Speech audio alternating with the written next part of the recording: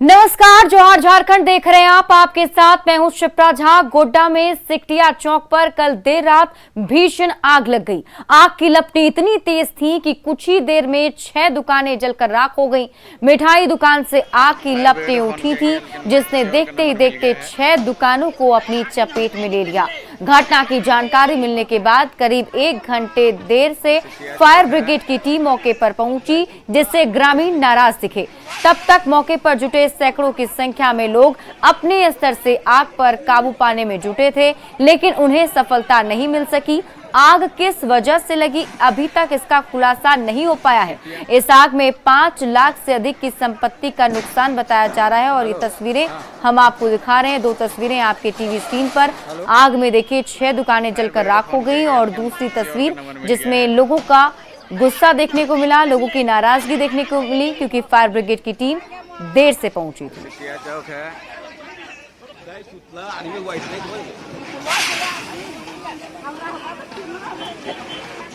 अभी हम लोग खाना भी नहीं खाए थे, भैया अंदर में सोया हुआ था, यहाँ से निकल के गया खाना खाने के लिए। उसकी के तो वहाँ तो 5 मिनट भी नहीं हुआ और पूरा जल के राख हो गया। क्या चीज का दुकान था आपका? नाश्ता का, मिठाई का, ठंडा का, सारा चीज। 3 गो फ्रिज था, फ्रिज सब बड़ा फ्रिज था, सब जल के राख हो गया। कोई सामान, टोटो भी था, टोटो भी जल के राख हो गया सारा सामान। आग लगने कितना देर के बाद दमकल आया था? 1 घंटा के बाद आया। तब तक जल के राख हो गया सर? सारा सामान जल के राख हो गया। जामताड़ा में दुमका रोड बस स्टैंड के पास 4 दुकानों में बीती रात आग लग गई। इस अगलगी में लाखों रुपए की संपत्ति खाक हो गई। रात करीब 2:30 बजे ये आग लगी थी। इसकी जानकारी फायर ब्रिगेड को दी गई, जिसके बाद मौके पर पहुंची टीम ने घंटों की मशक्कत के बाद आग पर काबू पाया। घटना में गद्दा, रजाई की दुकान के साथ ही चाय और जूते चप्पल की दुकान जलकर राख हो गई। शॉर्ट सर्किट से आग लगने की आशंका जताई जा रही है। वहीं चैम्बर अध्यक्ष ने पीड़ित परिवार को मुआवजा देने की मांग की है।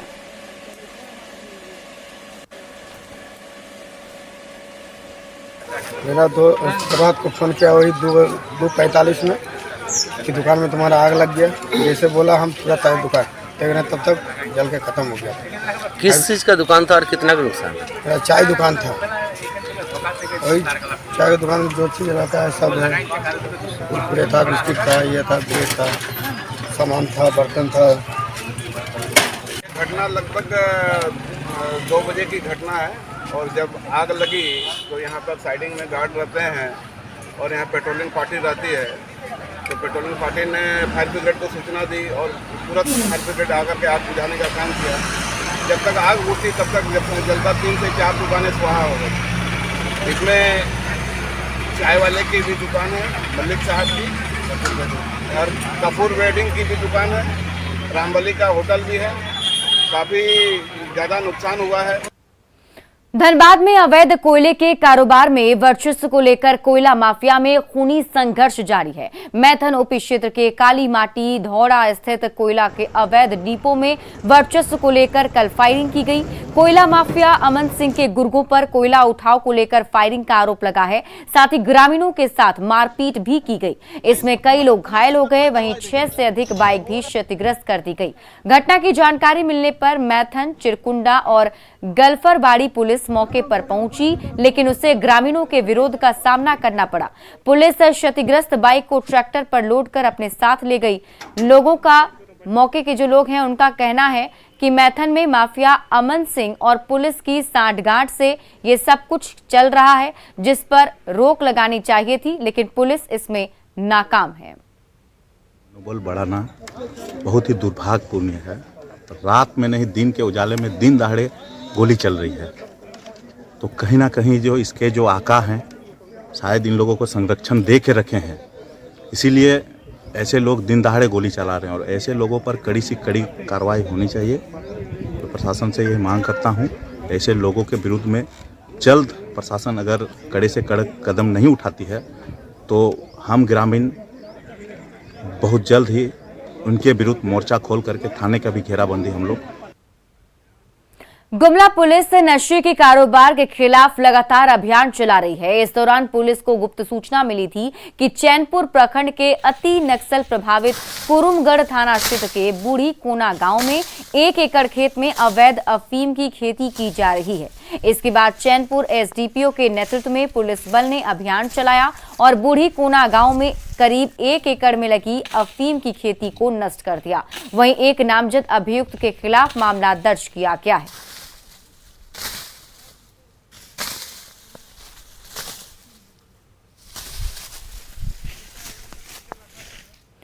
सिमडेगा में ठेकेदार की मनमानी से प्रधानमंत्री ग्राम सड़क योजना का काम 4 साल बाद भी अधूरा पड़ा है। जलडेगा प्रखंड में लोगों की सुविधा के लिए 1,83,00,000 की लागत से 5 किलोमीटर लंबी सड़क का निर्माण कराया जा रहा है। इसे 2019 में पूरा हो जाना था, लेकिन कंस्ट्रक्शन कंपनी की लापरवाही और पैसों की बंदरबांट से लोग आज भी पत्थरों पर ही चलने को मजबूर हैं।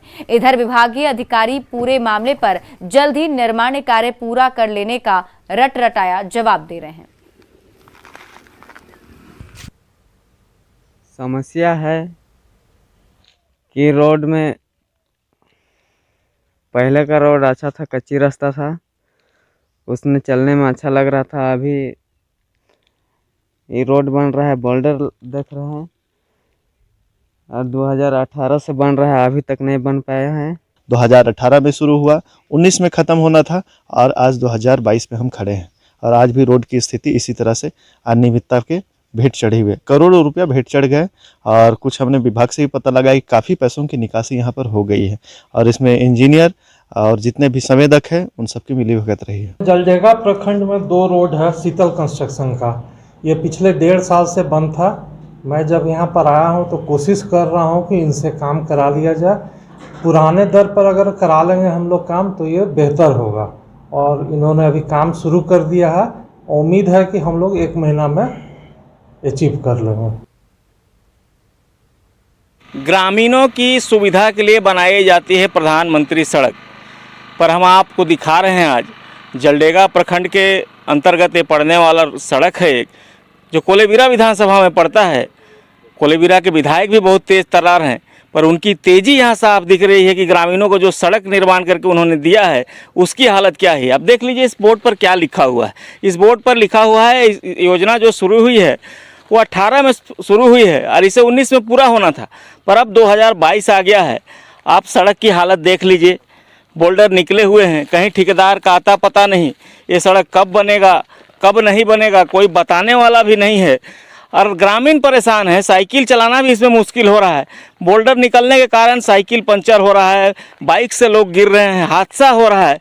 ठेकेदार कब बनाएगा कोई नहीं बता रहा है और जैसा बताया जा रहा है, ग्रामीण जैसा बता रहे हैं कि पैसे की निकासी भी पूरी कर ली गई है, तो आप समझ सकते हैं कि जो सड़क बन रहा है वो सड़क कैसा बन रहा है और कब पूरा होगा ये कोई बताने वाला नहीं। इधर भ्रष्टाचार की गंगोत्री बह रही है।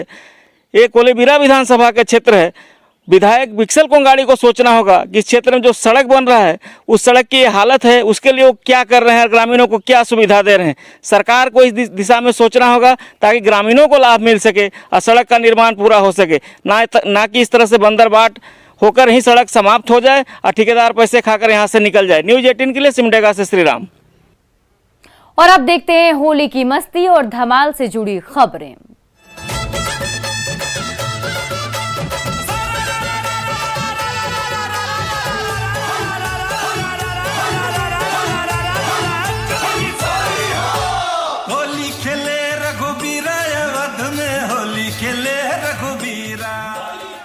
रामगढ़ में होली के मौके पर फगुआ गायन और डांस का आयोजन किया गया। इसमें शामिल लोगों ने फगुआ के पारंपरिक गीतों की प्रस्तुति दी। वहीं फिल्मी गीतों पर कॉलेज की छात्राओं ने भी जमकर ठुमके लगाए।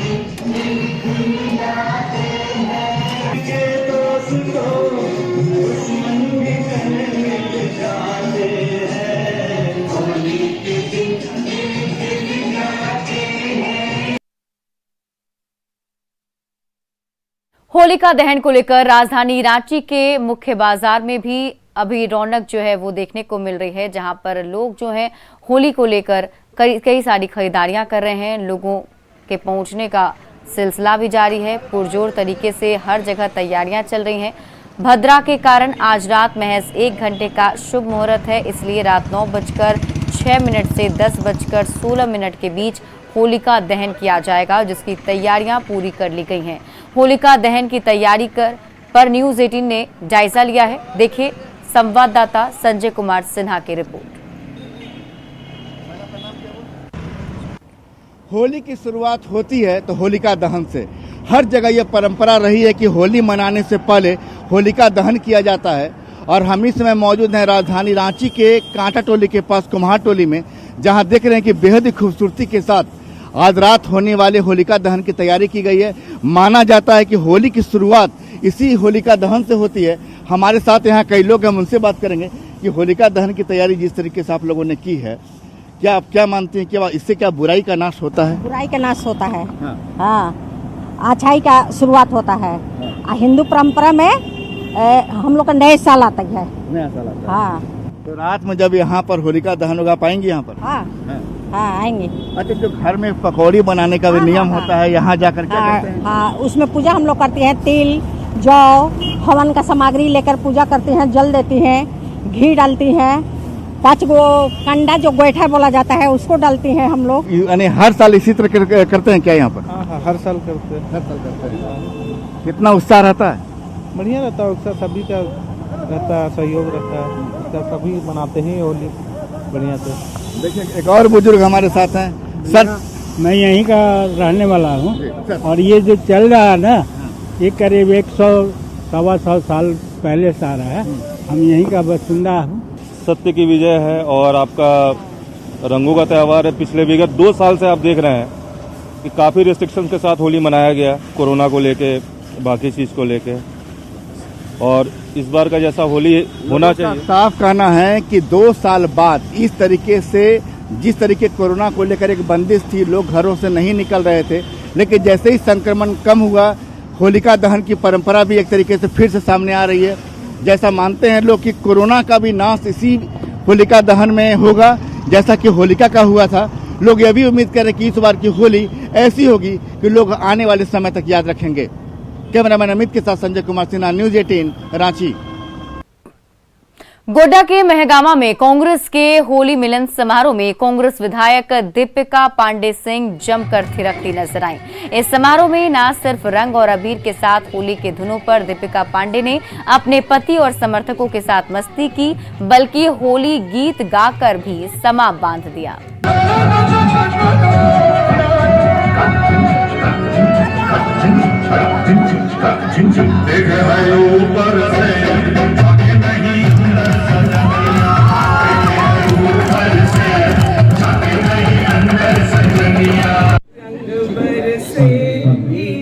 चुनर वाली रंग बरसे, रंग बरसे भीगे चुनर वाली रंग बरसे, ओ रंग बरसे भीगे चुनर वाली रंग बरसे, ओ रंग बरसे भीगे चुनर वाली रंग बरसे, ओ रंग बरसे भीगे चुनर वाली रंग बरसे।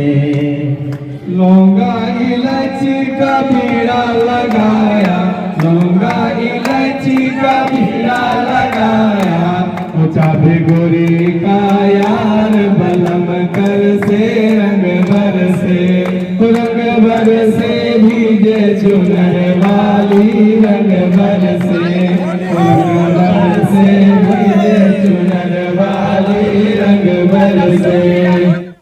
और फिलहाल इस बुलेटिन में अभी के लिए बस इतना ही, लेकिन न्यूज 18 बिहार झारखंड पर खबरों का सिलसिला लगातार जारी है। वाह भाई वाह, वाह खिलाड़ी वाह,